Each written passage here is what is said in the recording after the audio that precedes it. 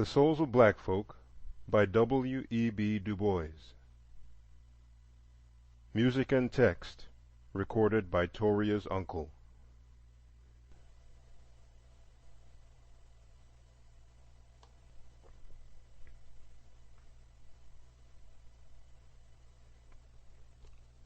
To Burkhart and Yolanda, the Lost and the Found.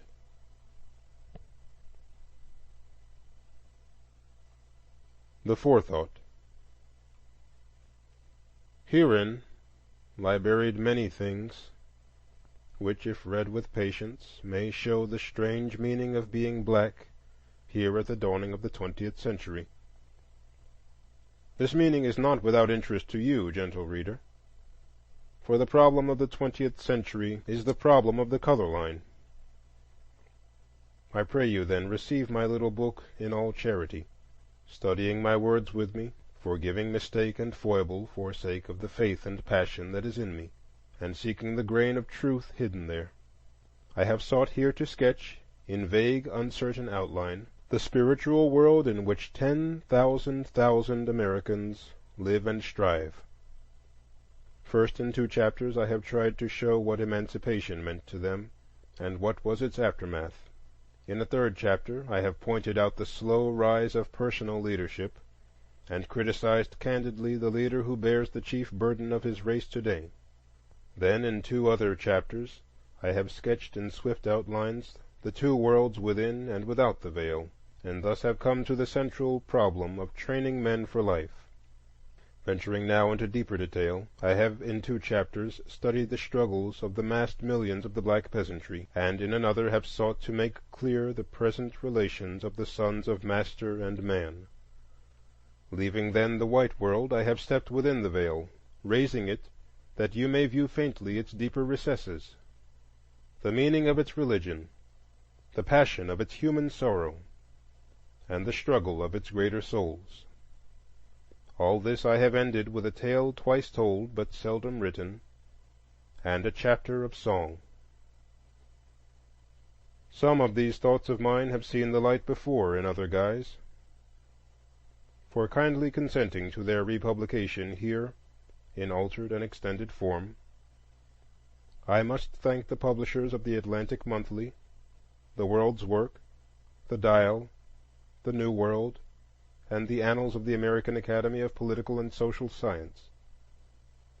Before each chapter, as now printed, stands a bar of the Sorrow Songs, some echo of haunting melody from the only American music which welled up from black souls in the dark past.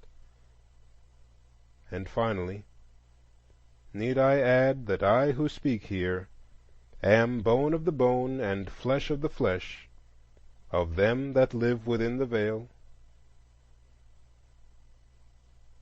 W.E.B.DuBois, Atlanta, Georgia, February 1st, 1903.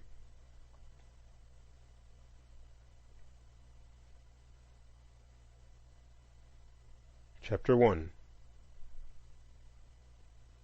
Of Our Spiritual Strivings.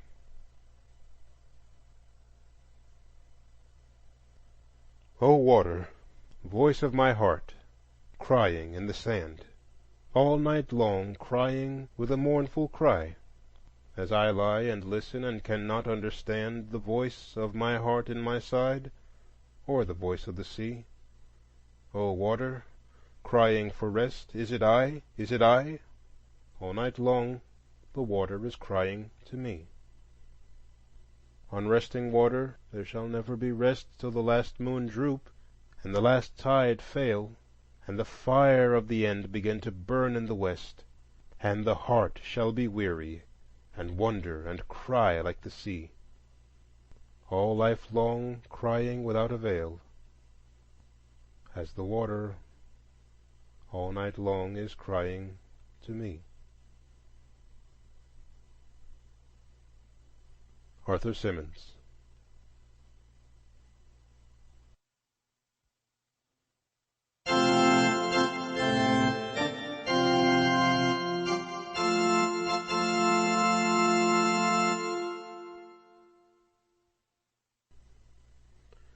Between me and the other world there is ever an unasked question, unasked by some through feelings of delicacy, by others through the difficulty of rightly framing it. All, nevertheless, flutter round it. They approach me in a half-hesitant sort of way, eye me curiously or compassionately, and then, instead of saying directly, "How does it feel to be a problem?" they say, "I know an excellent colored man in my town," or "I fought at Mechanicsville," or "Do not these Southern outrages make your blood boil?" At these I smile, or am interested, or reduce the boiling to a simmer as the occasion may require. To the real question, how does it feel to be a problem, I answer seldom a word. And yet being a problem is a strange experience, peculiar even for one who has never been anything else, save perhaps in babyhood and in Europe. It is in the early days of rollicking boyhood that the revelation first bursts upon one, all in a day, as it were. I remember well when the shadow swept across me. I was a little thing away up in the hills of New England, where the dark Housatonic winds between Hoosic and Taconic to the sea. In a wee wooden schoolhouse, something put it into the boys' and girls' heads to buy gorgeous visiting cards, 10 cents a package, and exchange. The exchange was merry, till one girl, a tall newcomer, refused my card, refused it peremptorily with a glance. Then it dawned upon me with a certain suddenness that I was different from the others, or like, mayhap, in heart and life and longing, but shut out from their world by a vast veil. I had thereafter no desire to tear down that veil, to creep through. I held all beyond it in common contempt, and lived above it in a region of blue sky and great wandering shadows.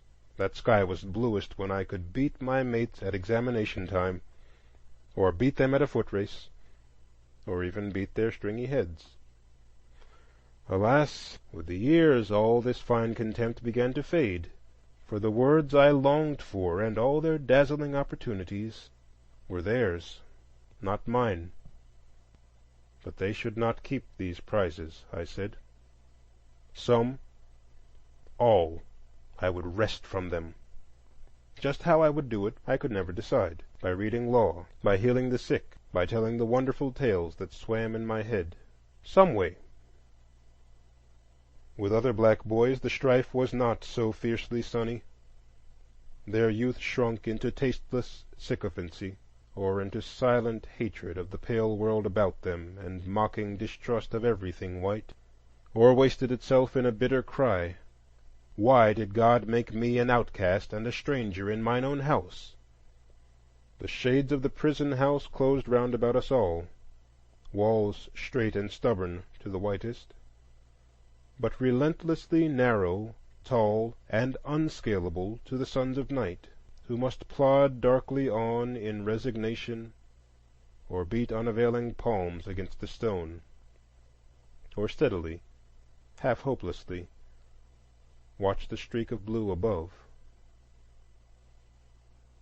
After the Egyptian and Indian, the Greek and Roman, the Teuton and Mongolian, the Negro is a sort of seventh son, born with a veil and gifted with second sight in this American world, a world which yields him no true self-consciousness, but only lets him see himself through the revelation of the other world.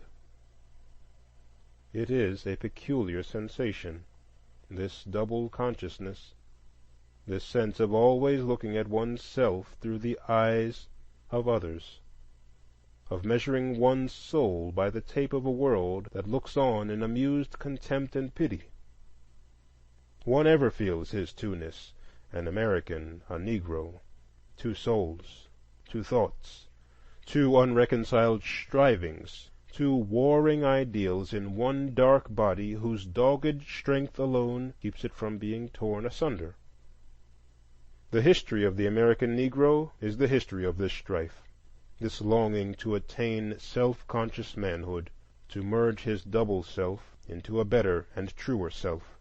In this merging he wishes neither of the older selves to be lost, He would not Africanize America, for America has too much to teach the world and Africa. He would not bleach his Negro soul in a flood of white Americanism, for he knows that Negro blood has a message for the world.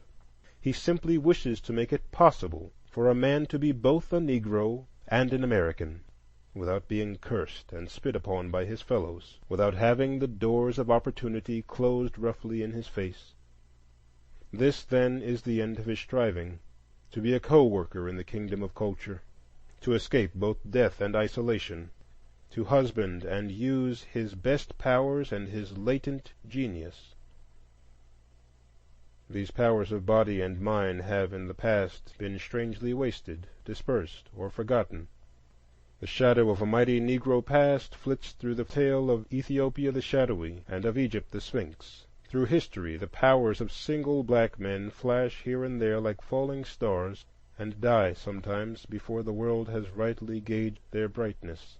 Here in America, in the few days since emancipation, the black man's turning hither and thither in hesitant and doubtful striving has often made his very strength to lose effectiveness, to seem like absence of power, like weakness. And yet it is not weakness. It is the contradiction of double aims. The double-aimed struggle of the black artisan, on the one hand, to escape white contempt for a nation of mere hewers of wood and drawers of water, and on the other hand to plow and nail and dig for a poverty-stricken horde, could only result in making him a poor craftsman, for he had but half a heart in either cause. By the poverty and ignorance of his people, the Negro minister or doctor was tempted toward quackery and demagogy, and by the criticism of the other world toward ideals that made him ashamed of his lowly tasks. The would-be black savant was confronted by the paradox that the knowledge his people needed was a twice-told tale to his white neighbors, while the knowledge which would teach the white world was Greek to his own flesh and blood. The innate love of harmony and beauty that set the ruder souls of his people a-dancin' and a-singin' raised but confusion and doubt in the soul of the black artist, for the beauty revealed to him was the soul beauty of a race which his larger audience despised, and he could not articulate the message of another people. This waste of double aims, this seeking to satisfy two unreconciled ideals, has wrought sad havoc with the courage and faith and deeds of 10,000 people, has sent them often wooing false gods and invoking false means of salvation, and at times has even seemed about to make them ashamed of themselves. Away back in the days of bondage, they thought to see in one divine event the end of all doubt and disappointment. Few men ever worshipped freedom with half such unquestioning faith as did the American Negro for 2 centuries. To him, so far as he thought and dreamed, slavery was indeed the sum of all villainies, the cause of all sorrow, the root of all prejudice. Emancipation was the key to a promised land of sweeter beauty than ever stretched before the eyes of wearied Israelites. In song and exhortation swelled one refrain, liberty. In his tears and curses, the God he implored had freedom in his right hand. At last it came, suddenly, fearfully, like a dream. With one wild carnival of blood and passion came the message in his own plaintive cadences, "Shout, O children, shout you're free, for God has bought your liberty." Years have passed away since then. 10, 20, 40. 40 years of national life, 40 years of renewal and development. And yet the swarthy spectre sits in its accustomed seat at the nation's feast. In vain do we cry to this, our vastest social problem, "Take any shape but that, and my firm nerves shall never tremble." The nation has not yet found peace from its sins. The freedman has not yet found in freedom his promised land. Whatever of good may have come in these years of change, the shadow of a deep disappointment rests upon the Negro people, a disappointment all the more bitter because the unattained ideal was unbounded save by the simple ignorance of a lowly people. The first decade was merely a prolongation of the vain search for freedom, the boon that seemed ever barely to elude their grasp, like a tantalizing will-o'-the-wisp, maddening and misleading the headless host.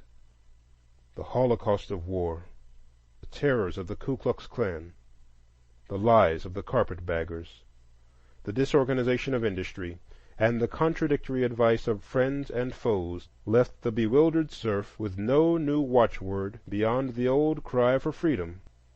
As the time flew, however, he began to grasp a new idea. The ideal of liberty demanded for its attainment powerful means, and these the 15th Amendment gave him. The ballot, which before he had looked upon as a visible sign of freedom, he now regarded as the chief means of gaining and perfecting the liberty with which war had partially endowed him. And why not? Had not votes made war and emancipated millions? Had not votes enfranchised the freedmen? Was anything impossible to a power that had done all this? 1,000,000 black men started with renewed zeal to vote themselves into the kingdom. So the decade flew away. The Revolution of 1876 came and left the half-free serf weary, wondering, but still inspired. Slowly but steadily in the following years a new vision began gradually to replace the dream of political power, a powerful movement, the rise of another ideal to guide the unguided, another pillar of fire by night after a clouded day. It was the ideal of book learning, the curiosity, born of compulsory ignorance, to know and test the power of the cabalistic letters of the white man, the longing to know.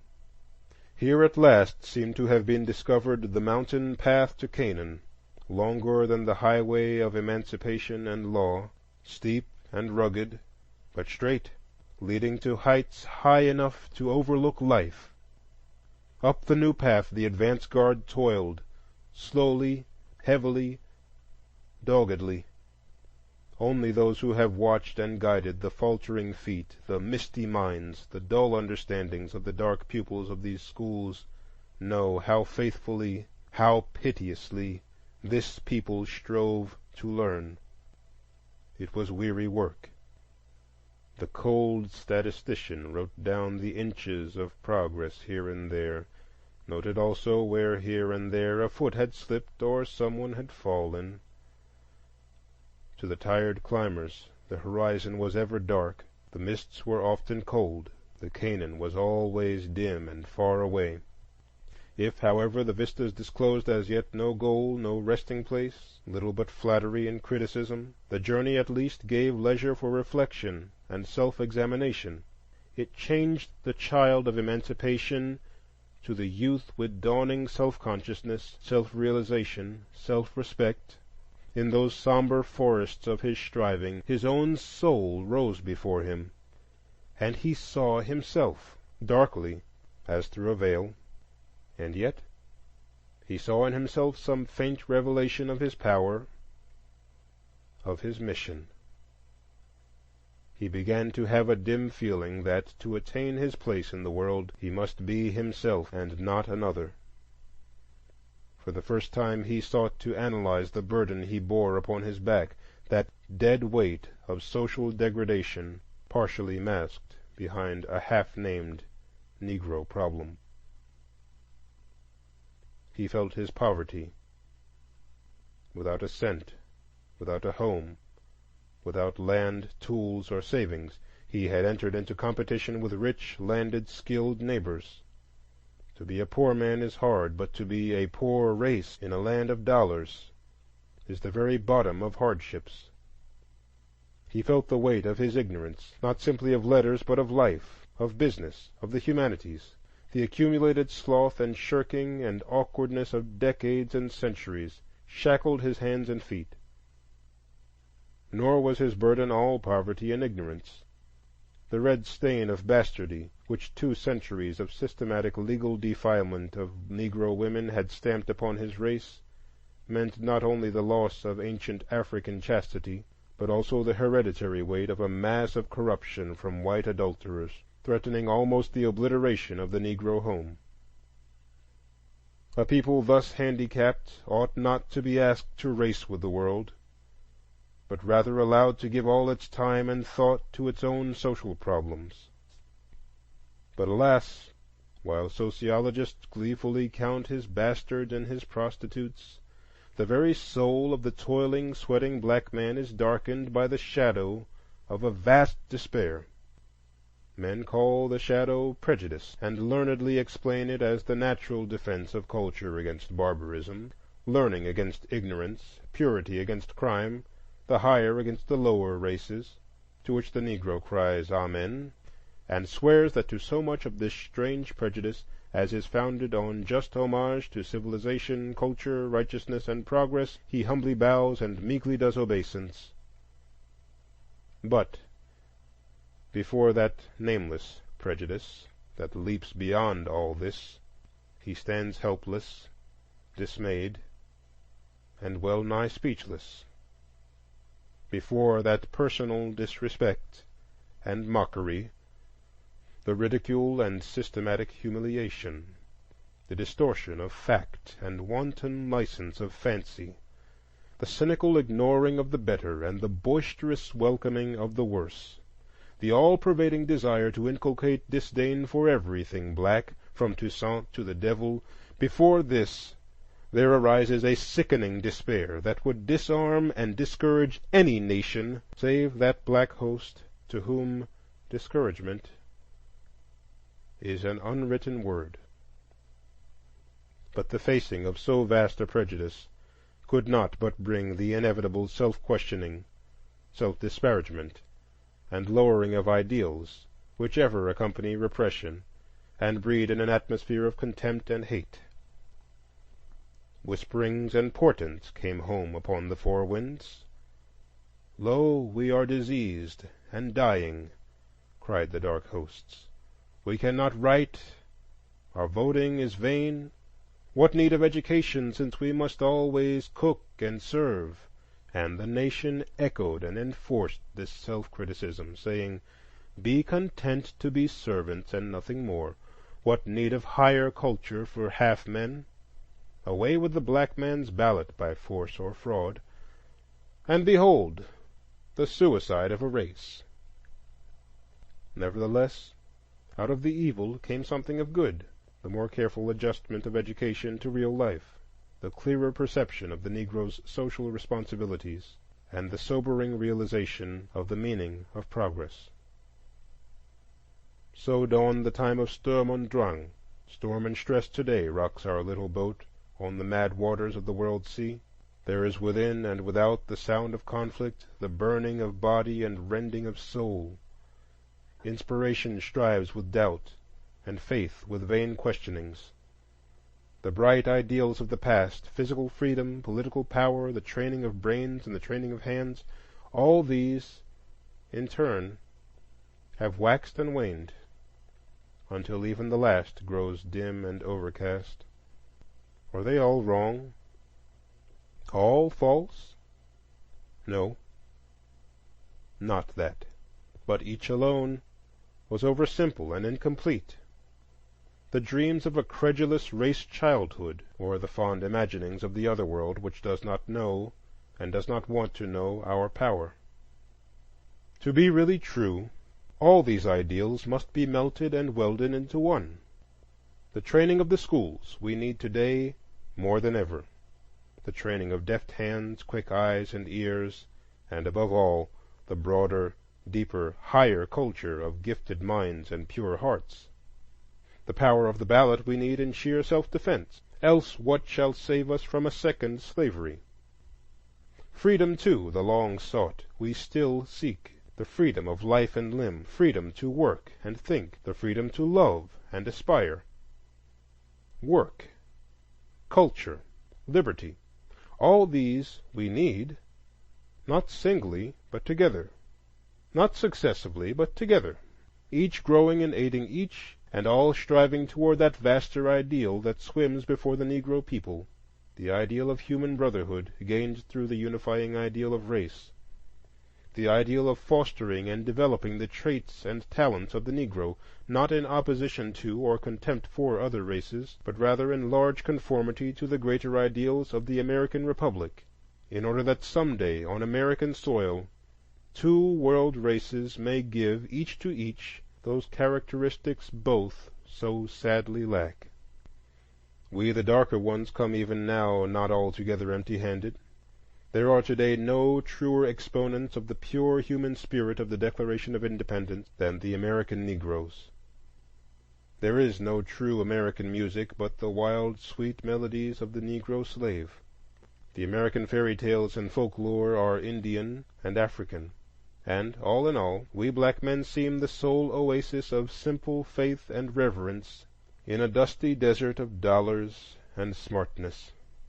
Will America be poorer if she replace her brutal dyspeptic blundering with light-hearted but determined Negro humility, or her coarse and cruel wit with loving, jovial good humor, or her vulgar music with the soul of the sorrow songs? Merely a concrete test of the underlying principles of the great republic is the Negro problem, and the spiritual striving of the freedmen's sons is the travail of souls whose burden is almost beyond the measure of their strength, but who bear it in the name of an historic race, in the name of this the land of their fathers' fathers, and in the name of human opportunity. And now what I have briefly sketched in large outline, let me on coming pages tell again in many ways, with loving emphasis and deeper detail, that men may listen to the striving in the souls of black folk.